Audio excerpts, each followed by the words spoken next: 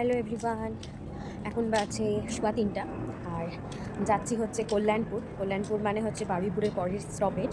আমার যে ফ্রেন্ড আছে শ্বেতার বাড়ি যেতে গেলে হচ্ছে ওই কল্যাণপুর স্টেশনে নামতে হয়। তো আজকে ওর বাড়ি যাচ্ছি না।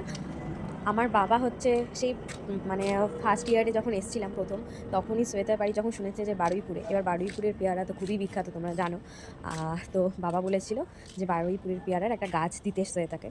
তো শ্বেতা দিবে দিবে করে করে যাই হোক আর দেওয়া হয়নি। তো বাবা মা এসছে কলকাতাতে, এই সুযোগে আমি হচ্ছে শ্বেতাকে বলেছিলাম যে দেখ যদি গাছটা দিতে পারিস। তো ও বলছে ঠিক আছে আজকে আয়, গাছটা দেবো। তো সেই জন্য গাছটা নিতে যাচ্ছি। বারুইপুরের পেয়ারা গাছ মালদায় বসবে। তো চলো আর দেরি করছি না, এবার ট্রেন আসবে। এখনও ট্রেন আসতে 8 মিনিট বাকি, আর আমাদের মেস থেকে হচ্ছে স্টেশন জাস্ট 1 মিনিটের ডিস্টেন্স। তো চুলটা আমার ভেজা আছে, আমি কলেজ থেকে এসে শ্যাম্পু করলাম, ওই কারণে ভাবলাম যে স্টেশনে একটু রোদ পড়বে, তাতে যদি একটু চুলটা শুকায়, কারণ মেসে তো একদমই রোদের কোনো দেখা পাই না। সকালবেলা যতটাই হচ্ছে স্টেশনে ভিড় থাকে, এখন ততটাই ফাঁকা।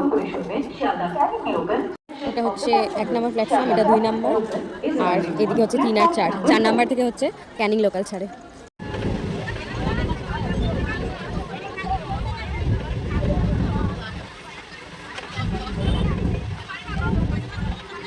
ট্রেন থেকে নেমে গেছি, বসে আছি স্টেশনে আছে, দিয়ে আছে বসে আর দাঁড়িয়ে।